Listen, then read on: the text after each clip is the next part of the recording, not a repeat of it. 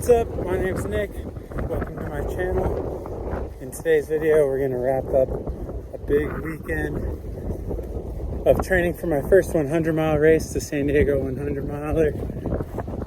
So come along. It doesn't go smoothly or as planned, so stay tuned to see what happens. Good morning.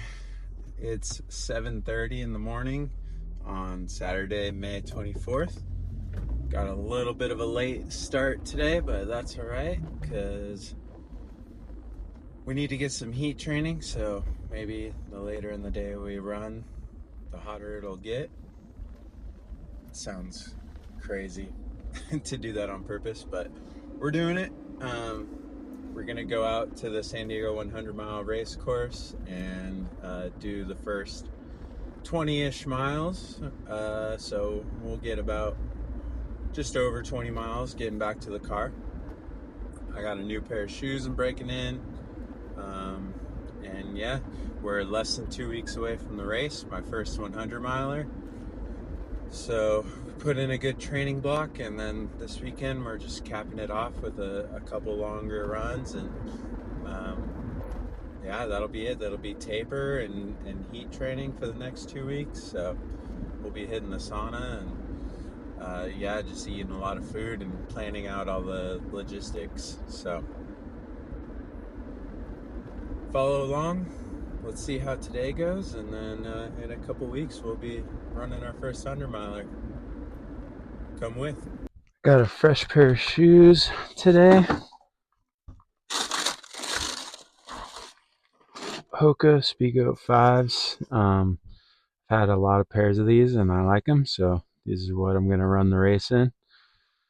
I haven't even tried the 6s because I just love the 5s so much. So plan is to just do this one long run in them and then make sure, you know, that I got the fit all good, how I like them, and then I won't wear them again until race day. I never wear my shoes to the trailhead. I always put them on at the trailhead. Usually because they're dirty, but also just want to be comfy. And putting on a pair of Crocs after a 5-hour trail run is pretty rad, not gonna lie. It's crunch time. Man, these feel good right off the bat. You know, this left one could be a little looser maybe, but man, the laces are nice and long too. Usually it's like hard to double knot them. Sweet. I don't know, what do you guys do? Do you put your shoes on at home or at the trailhead? Fit check.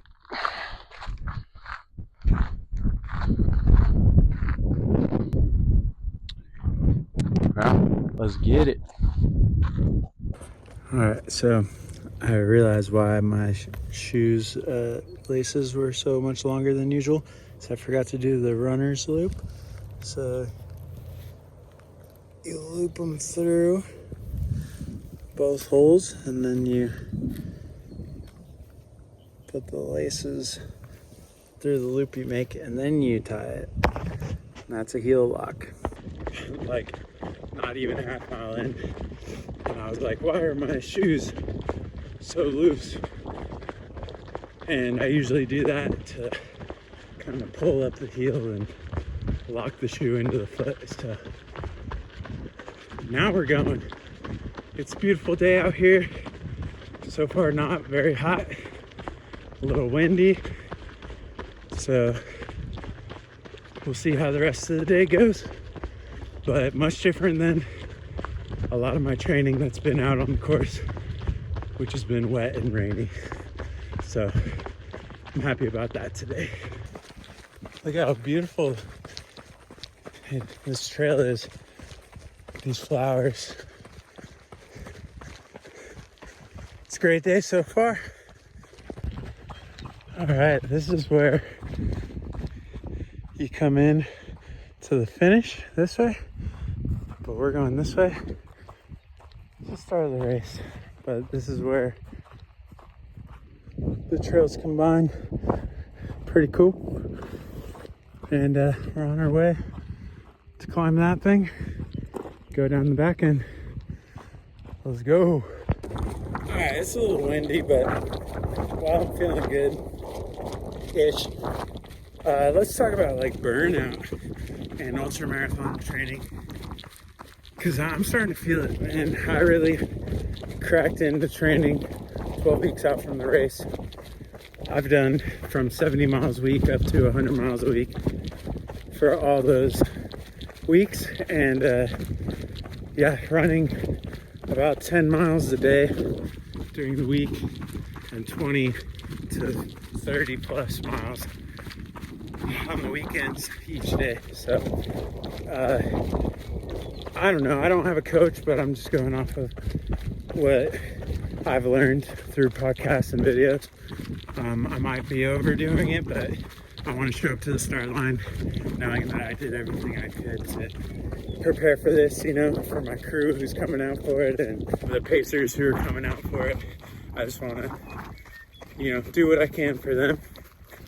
But yeah, it takes a toll. I don't have as much time to spend with friends or with my wife, you know. I'm gone on the weekends and after work and before work, and it's taxing on the brain and the body. So make sure you take breaks and get good sleep and food. Morning. How you doing? Good job, man. Yeah, my legs are just sore all the time and I'm very tired, so I'm excited to go into this taper. Today, my legs are heavy. I've already got about 50 miles on the legs this week, so we're not going into this weekend very fresh either.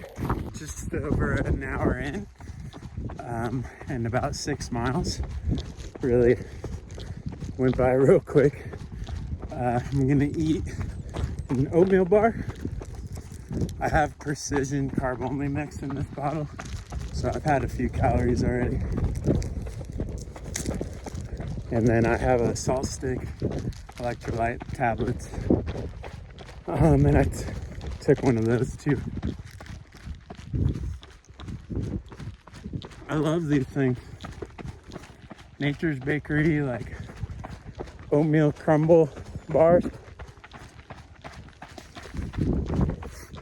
But we're feeling good. Check back in a little. This is kind of a crazy section right before Stonewall. Doesn't even, you can barely even see the trail. I'm 8 miles in, just over 8 miles. And I haven't even gotten to the first big climb. I've already got 1,000 feet of ascent. And I've ran this section before, but I guess it was with friends and we were talking. I didn't realize how rolling it is before you get to the Stonewall peak climb. So still so early in the race. Remember, I'm running the first like 20 miles of the race today, so you really gotta not go too hard on this section. But good news is we're coming up on Stonewall right now, so about to start the first climb. All right, we're going up and over this thing. Let's hit it. So once we get back to the car, I believe we're going up this climb called Middle Peak, and then over to this peak called Koyamaka Peak. And that's the first 20 miles of the race. And it's most of the climbing, but you're definitely not out of the weeds. Totally. Here you can see Lake Koyamaka. That's the starting line and the finish line. You can actually see this road right here. That is where my car is parked, right there. Kind of cool. So if you're hiking to the peak of Stonewall, take a right at the top, but we're taking a left. It's a great hike though. Cool view all the way at the top. 10 miles in, 2 hours, 1 minute, 1,750 feet of elevation gain. But this is the back of Stonewall. It's a pretty gnarly descent, so you gotta be careful where you're watching. So I should probably not be filming so I can run it.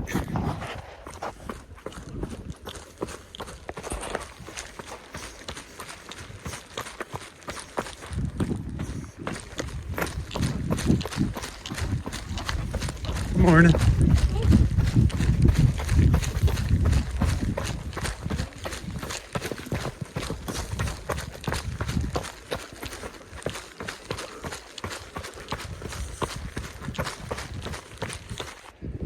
See this hole right here?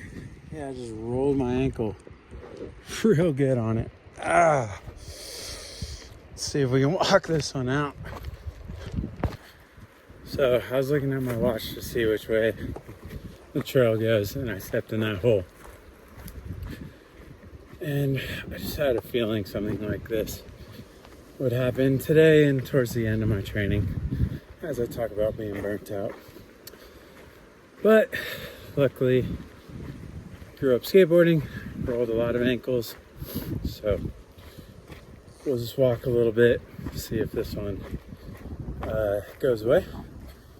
If not, we're pretty close to the car now, so we'll just call it. But yeah, man, like I said earlier, my legs have been feeling heavy today, and I've just like tripped over so many rocks and stuff and like caught myself.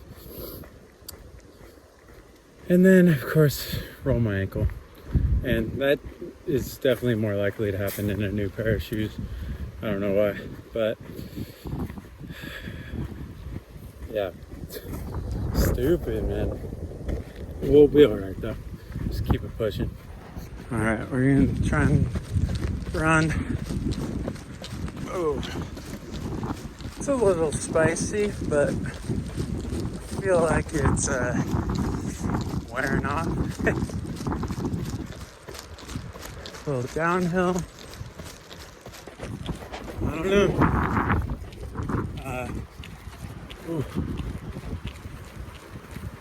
I'm gonna see how it feels in like over the next half mile or so. We'll reevaluate. Of course, I'm like, let's try and get back to the car right there. Big old water crossing. Oh man. Oh, yep. Fully submerged my foot in that water. So, new shoes officially broken in. Alright, this sucks, but we did 12 and a half miles. Ankle hurts. It's not worth it to do another 10 miles on it or like another 2 hours. The race is 2 weeks away. I gotta be smart. We'll go home, we'll ice it, we'll chill. If it feels good, we'll run tomorrow. If not, then we'll just take a few days off. So we gotta take care of this. Thanks for coming along, and we'll see what happens. Alright, so it's been 4 days since I rolled my ankle. I'm on my first run, and it doesn't feel perfect, but it doesn't feel too bad. It's definitely been stiff, kind of achy. Sunday I went to the gym and saunaed. Monday I rested. Tuesday did a little bike and walk on the treadmill, and then sauna. And today I'm running maybe like 5 miles and then sauna. So trying to get some heat training in before the race, but see how this ankle holds up. Just about 2 weeks out from race day. So fingers crossed. But stay tuned, see what happens. You don't get to see this very often in my vlogs because I'm always in the mountains, but today I'm near the ocean, running near my gym, so I can hop in the sauna.